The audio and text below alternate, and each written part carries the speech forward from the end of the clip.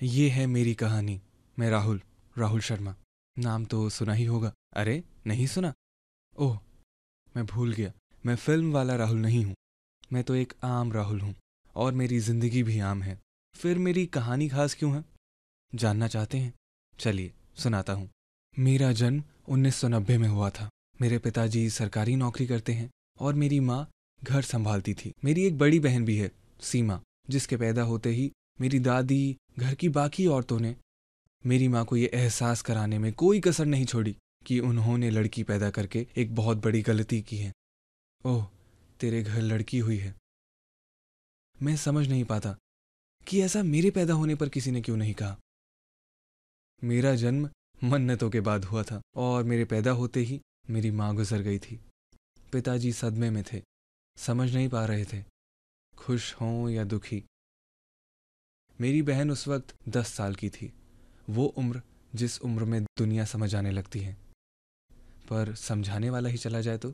दिन बीते, साल बीते और मैंने अपनी माँ का चेहरा देखा, मगर अपनी बहन में न जाने उसमें इतनी हिम्मत कहाँ से आती थी। सुबह उठ के खाना बनाती, मुझे नहलाती, स्कूल के लिए तैयार करती, मुझे मेरी क्लास में छोड़ने जाती, फिर अपनी क्लास में जाती।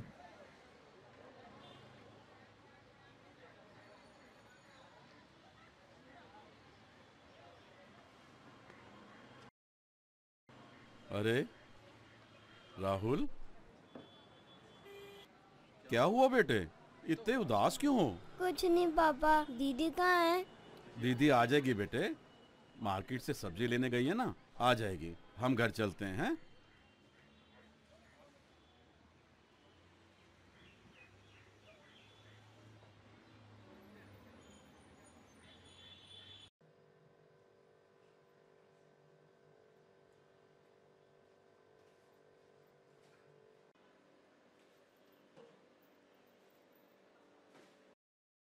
अरे राहुल, क्या हुआ? रो क्यों रहा है? आपको पता है ना, मैं रोज अपना होमवर्क करके जाता हूँ।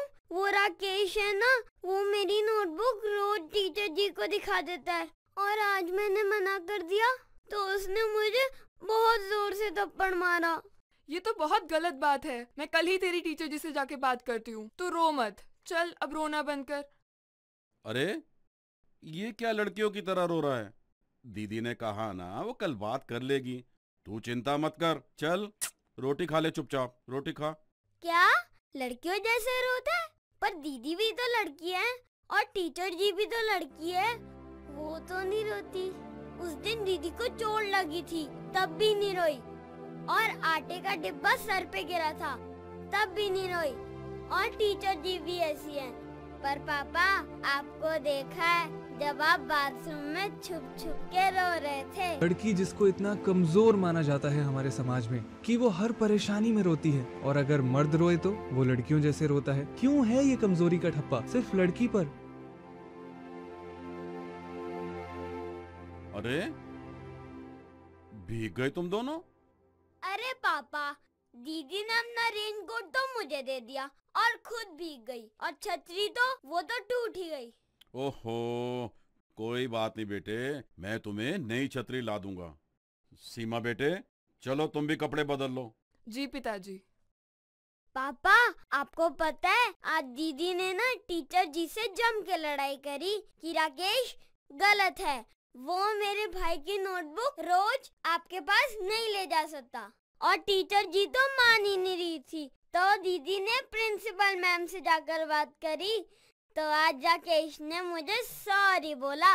दीदी तो सुपरमैन है। गुड, वेरी गुड, बहुत अच्छा। अच्छा एक बात बताओ, तुम्हारी कल छुट्टी है ना रक्षाबंधन की?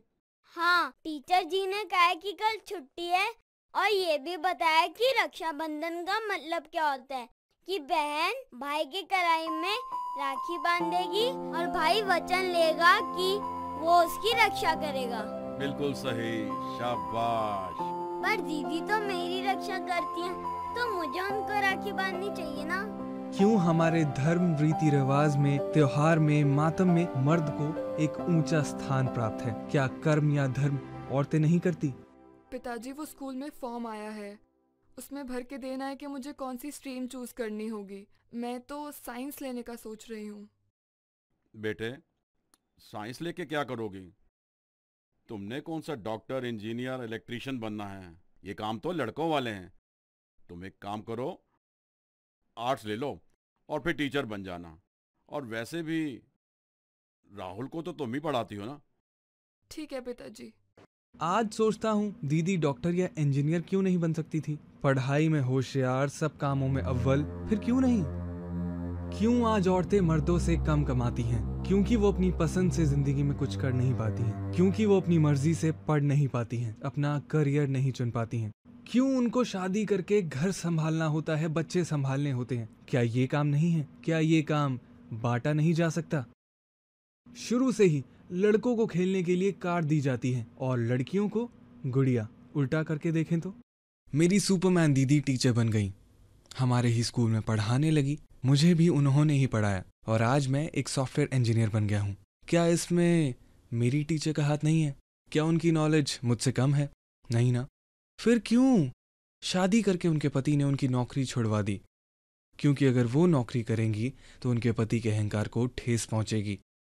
दुनिया में लाखों औरतें आज काम भी करती हैं और घर भी संभालती हैं, लेकिन कितने मर्द काम के साथ साथ घर पे बच्चों को संभालते हैं, उन्हें लोरी सुना के सुलाते हैं?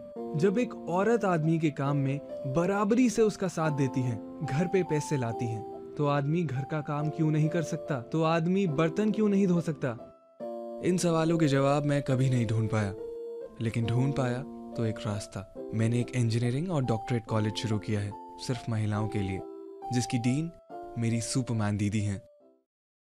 This is my contribution, where is yours?